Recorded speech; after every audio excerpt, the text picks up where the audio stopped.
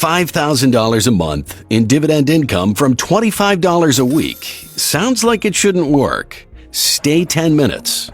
It does. In this video, I'll show you and John simple and practical tips that investors keep secret. I'll show you the drip strategy and how to make it even better. I'll show you a hand-picked 5-stock portfolio for this strategy, and in the end, I'll show you how this portfolio of stocks turns $25 a week into a portfolio worth $760,000, paying over $5,000 a month in dividend income. So grab your $25. John has his. Here's the goal. John wants to retire one day and see monthly income hit his account, like the paychecks never stopped. But the problem is, he only has $25 per week to spare. So the only strategy for this is using the DRIP investment strategy. Okay, so here's how DRIP works. DRIP stands for Dividend Reinvestment Plan, and it's basically the difference between getting paid for your investments and growing them. Here's a simple example. Say you own 100 shares of a stock worth $20 each. So you've got $2,000 invested. The stock pays $1 per share in dividends every year. That's $100 a year. Now here's the choice. You can take that $100 in cash, or you can use it to buy more shares of the same stock. With $100, you can pick up 5 more shares. Now you own 105. Next year, those 105 shares pay you $105 in dividends. You reinvest again. Now you own about 110 shares. The year after that, 116, then 122. The number keeps growing, and so does the dividend check without you adding a single dollar.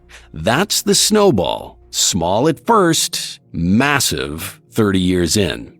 But here's the thing, DRIP on its own is slow. With $2,000 sitting in the account, year one dividends are $100. That buys 5 shares. Useful, but the snowball takes a decade to really start feeling like anything. So John adds one more layer to this strategy. Every week, $25 goes into the portfolio. New shares get bought immediately. Those new shares start paying dividends right away. Those dividends buy more shares. 2 engines running at the same time, the weekly contribution and the dividend reinvestment. That second layer is what changes the math. DRIP on its own is slow, and $25 a week is small. Run them together for the long term, and the result is the kind of number that makes the rest of this video possible. But that only happens if the 5 stocks underneath are the right ones. Here's where most dividend portfolios go wrong. They chase yield.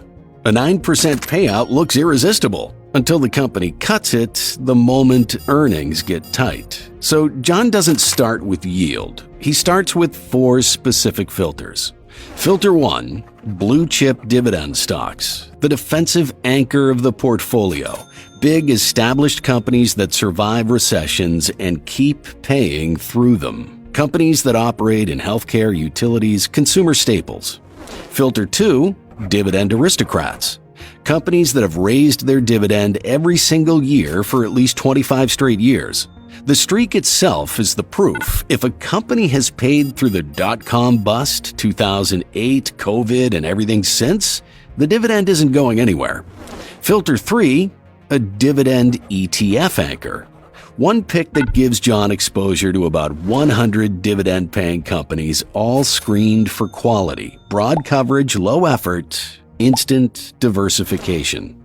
Filter 4, a growth-oriented dividend stock, the engine. Lower yield, but the dividend grows so fast that 15 years in, the yield on John's original cost basis is double what it started. 5 stocks make it through these 4 filters.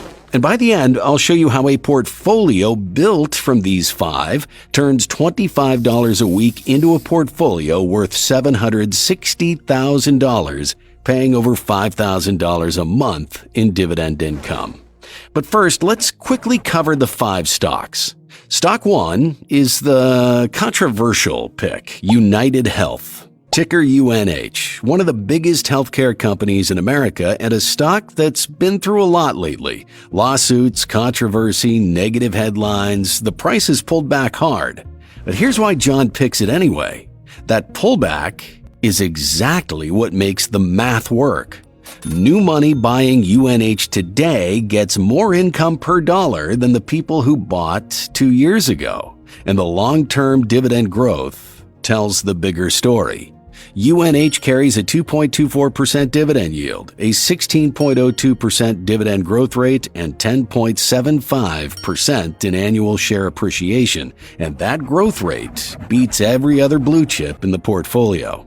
That's the defensive anchor in place. Next, John reaches for a dividend grower.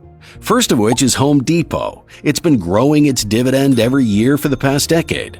One of the biggest home improvement retailers in the country and one of the most consistent dividend payers in the entire S&P 500. On Home Depot, the numbers come in at a 3.13% dividend yield, 14.14% dividend growth, and 8.2% annual share appreciation. And the yield is what separates HD from most growth-oriented stocks. So UNH covers healthcare, HD covers retail. The next pick brings something neither of them has: a dividend streak. What kind of company raises its dividend every year for 27 straight years? Boring ones. Payroll software kinds of companies. ADP runs payroll for hundreds of thousands of companies. Every 2 weeks, when those companies pay their employees, ADP gets paid. Recession, boom, pandemic, companies still have to pay people. That recurring revenue is what convinces John this is a good pick. The dividend isn't going anywhere. ADP delivers a 3.17% dividend yield, dividend growth of 12.25%, and share appreciation around 8.58%. And that yield is the highest of any individual stock on John's list. Next up is a dividend ETF, SCHD. SCHD does something for the portfolio that no individual stock can. It holds about 100 of the strongest dividend-paying companies in the U.S., screened by quality, cash flow, payout ratio, dividend track record. Every holding has to clear all 3 filters before it gets in. That means John gets exposure he wouldn't have built himself. Sectors his research missed, stocks he might have passed on, companies he hadn't researched yet. Diversification on autopilot.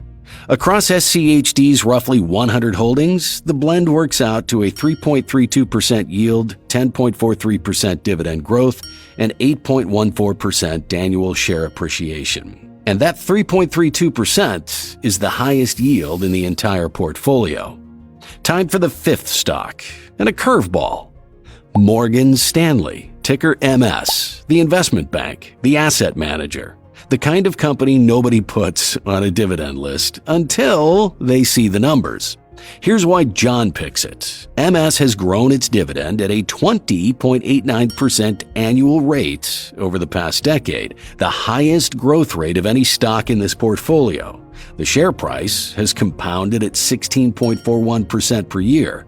The yield isn't huge, standing at 2.08%, but the dividend growth is moving in a way most blue chips can't even match. Okay, so all 5 together, $5 a week per stock, $25 total. The math is a simple average across all 5. For the dividend yield, add 2.24% plus 3.13% plus 3.17% plus 3.32% plus 2.08%. That comes to 13.94%. Divide by 5, and the blended yield lands at 2.79%. You can do the same for the dividend growth rate and the share appreciation. Run those 3 averages, and John's portfolio settles at a 2.79% dividend yield, 14.75% dividend growth rate, and 10.42% annual share appreciation. And the combination of those 3 is what drives every dollar that comes next. Now, the question is, can this portfolio return enough over time for you to retire? Let's find out. Year 1, John puts $25 a week into the portfolio. By the end of the year, the balance sits at $1,300, basically his contributions, assuming 52 weeks in a year. Year 5, the portfolio is projected to reach $8,522. Dividends would start picking up. Year 10, $25,189. This is where compounding would start to show up. Year 20, the portfolio is projected to reach $135,131. The market is now adding more to the portfolio every year than John is. He's still putting in his $1,300. The portfolio would grow by tens of thousands of dollars. Then year 30 comes. The portfolio is projected to reach $760,788. Annual dividends would land at $60,390 with monthly income of $5,032. Out of that $760,788, John's contribution adds up to $39,000. That's it. Capital appreciation is projected to add another $411,663. Reinvested dividends would add $310,124.